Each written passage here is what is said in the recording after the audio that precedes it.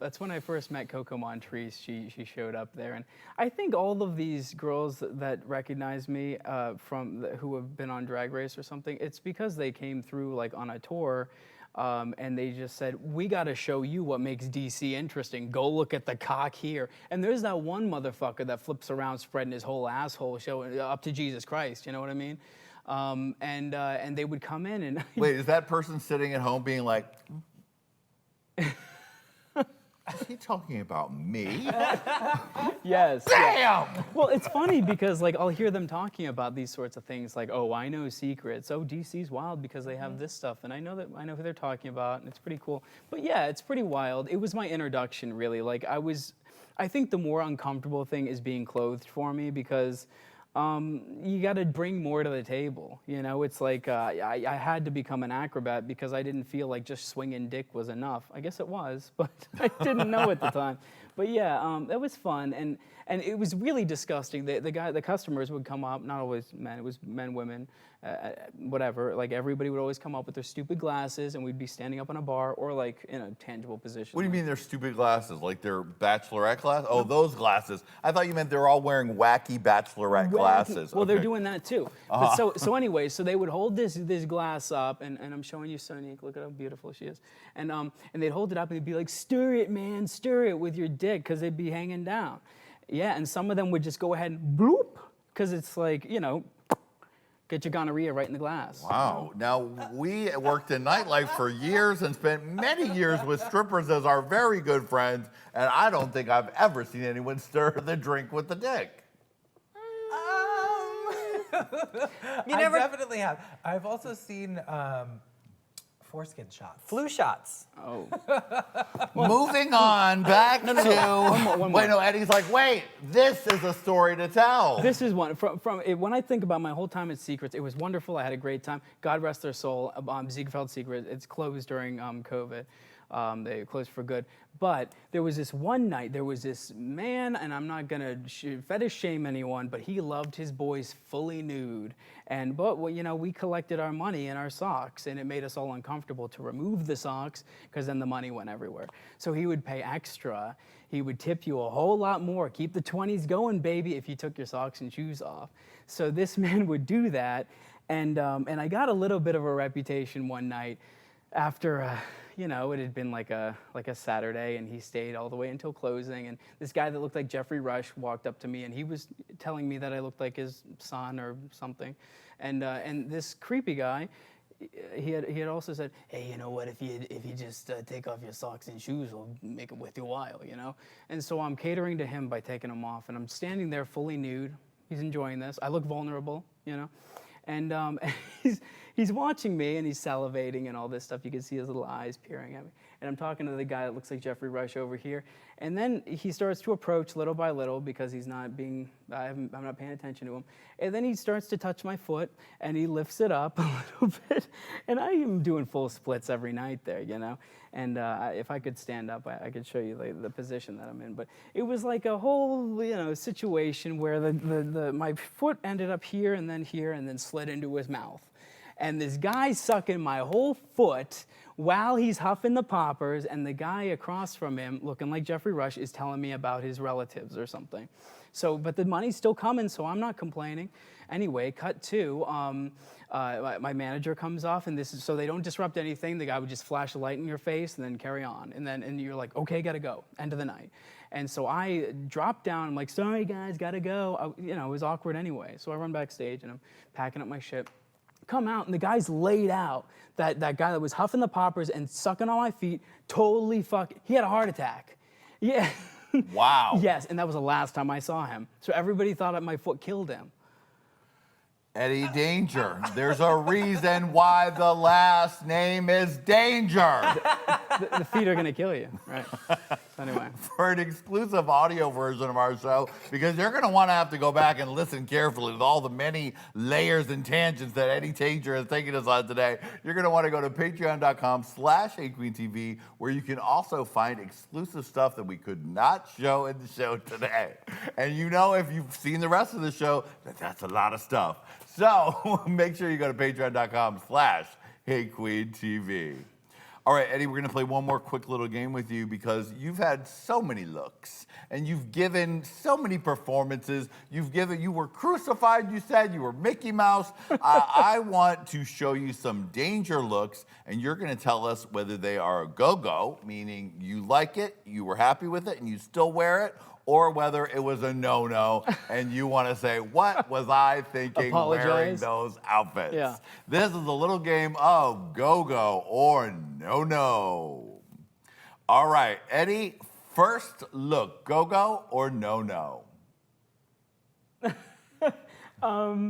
That's a go-go. I think I only have positive feelings about what happened there. That was you on Howard Stern, right? Yeah. And were you guys nude in the studio? Mm-hmm, yeah. It was the high-pitch Eric lie detector test where they were going to get to the bottom of if he's gay or not because he's got like a crush on Donnie Wahlberg or something and he does exclusively gay things. So they were just trying to figure that out. So they brought some porn stars in and those boys were from Falcon and there was me in there too and it was pretty wild. Like it was really cool to I'm a huge Howard Stern fan. Yes. Yeah, I got laid out for a while. Like I couldn't walk. I shattered my ACL in a horrific stripping accident and I couldn't walk, so I was bedridden, so like essentially, just healing up. And all I had to listen to was Howard Stern, and they had Cocktober, which is going on right now, But anyway, that dates the show. I apologize, but yeah, it was Cocktober, and I was listening to it, and I said, there are these gay porn stars. I'm sure I can kind of get in there somehow, and the next year, by some strange chance, I got connected with one of their writers, and then they had me on. So it was pretty cool. It was awesome to be in the room and having my balls up to my neck. It was so cold. I'm sure if they showed the unedited version, it would be pretty, unimpressive. Well, also, you were really the bridge. No one else we can ever think of got on Howard Stern to mention Hey Qween on Howard Stern. So I thank you for that. But I have to thank you. Well, I know this is going to come off weird, but you guys have made my entire career. All of you. You know what I mean? Like when it comes down to it, nobody has put me on the map except for you guys. You believed in me, Johnny, Miss Lady Red, and Erica, Adam, all of you, Jonathan, Matt, everybody, Teddy. Everybody involved in Hey Qween. They took me they dealt with all my stupid bullshit, all the unanswered questions, and they took me as I am. You know what I mean? And it means so much to me. Then I could see the entire country, which I wouldn't have been able to do by myself. Anything with this Hey Qween on it, it was just like, you guys made me, We love you, sweetie. Absolutely. Now it's time to atone for more sins or claim them and love them. I think you're going to like this one. Let's take another look. Go-go or no-no? Oh. Ooh, that's a good one. You think so? I mean, that's a costume shop. The 300 look, right? I think we used one of those and he's fit. I take gigs, and at the time, the guy's great. This guy's name's Greg Pull, and he would hire me to do these modeling gigs, and I guess he wanted to do like a gladiator situation, but he did it with, he hired myself and porn star Dylan Knight. And when you have two gay porn stars doing a photo shoot that's supposed to be artistic, and I'm sure it was artistic, but it looked like the cover of a gay porn shoot because there's us like face to face, like about to make out with like scruff, and we look like we've been wrestling around, and we had to do this like fake like thing with a like duel with our swords, but none of us are like swordsmen, so we end up. In these big gladiator suits. So is it a go-go or a no-no? I'd say no-no for my personal life. Okay. Yeah. Next look, go-go or no-no? This is your Mickey Mouse, the house down. Yeah, I love it. Yeah, I think Mickey's so fun. I think he's really hilarious. And the fact that it's so iconic, I could do the tearaways, I could do all sorts of crazy shit with Mickey. And I've actually done a few gigs as Mickey where I could just kind of hang out and space out. It's nice to not... Wait, because you have the full suit and you just go to a regular gig as Mickey? Yeah. A off-brand Mickey for people who can't afford Disney-sanctioned ones? Yeah. And then later you're like, oh, don't worry, keep that bottom half of the suit. I'm heading to Secrets where I only need the head. Yeah, it was nice. It was nice to be able to kind of synthesize all these things and make like a stripping performance. Barbie's Addiction asked me to be a part of her Disney show during isolation. It was like those virtual things. So I created this thing because I figured like, what else was I doing in the house for so many months, you know? So that is a go-go, of course. I'd say so, yeah. Next look, go-go or no-no? Oh, God, yes. That's a go-go, sweetie. Go, thank you. That's your classic Eddie Danger look. I'm so happy about that, yeah. Everything involved with this show I'm very proud of, so you're only going to get good feelings out of that. That's your ho-ho-ho look. Okay. Let's take a look at another Eddie Danger classic. Go-go or no-no, Eddie?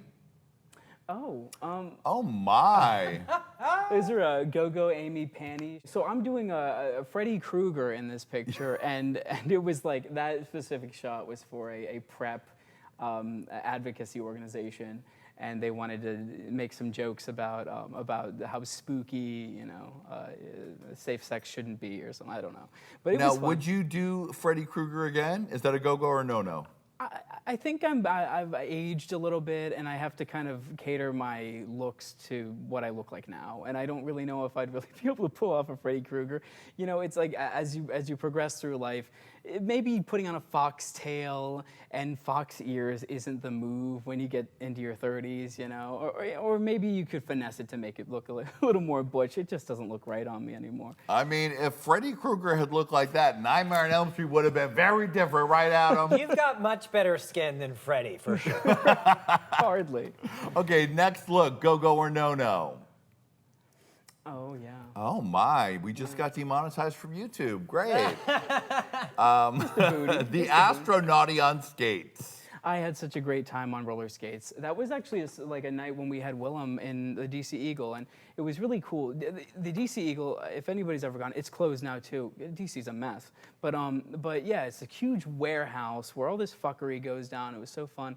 But yeah, it's where I got to like kind of practice my roller skating situation, and roller skating around as an astronaut, go-go dancer is really remarkable. Can't be beat. A go-go for sure. Go-go, yeah. Last but not least, go-go or no-no?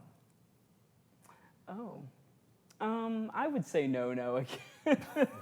I love the jacket because the jacket was what I made for the Trixie Mattel lap dance, but I don't know if I like the pants very well. I could have done it better, I think. I love the hat. I'm a big fan of the hat. It has elements that are classic, Eddie. Yeah, classic. Eddie, we always love having you here, sweetie. Thank you so much for being here. Thank you for having me. You've turned it so fiercely that you have snatched the trophy, sweetie! It's so big! Yes! Thank you. Appreciate it. That's right. You're a champion. Now, Eddie, normally this season we're not doing lap dances because of COVID, but in your case, we're making an exception. You've won yourself a lap dance!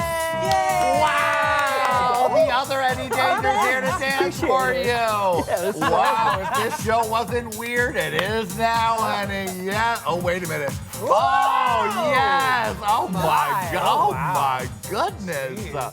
Oh, wow. Incredible.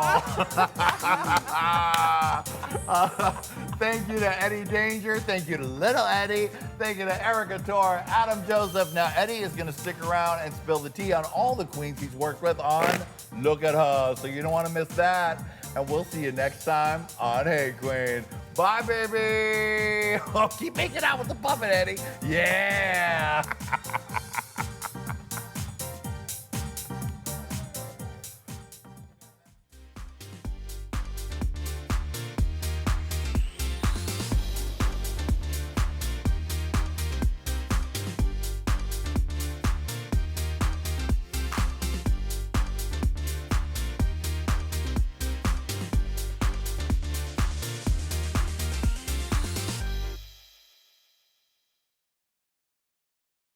Hello, children. Click here. Click here. And subscribe.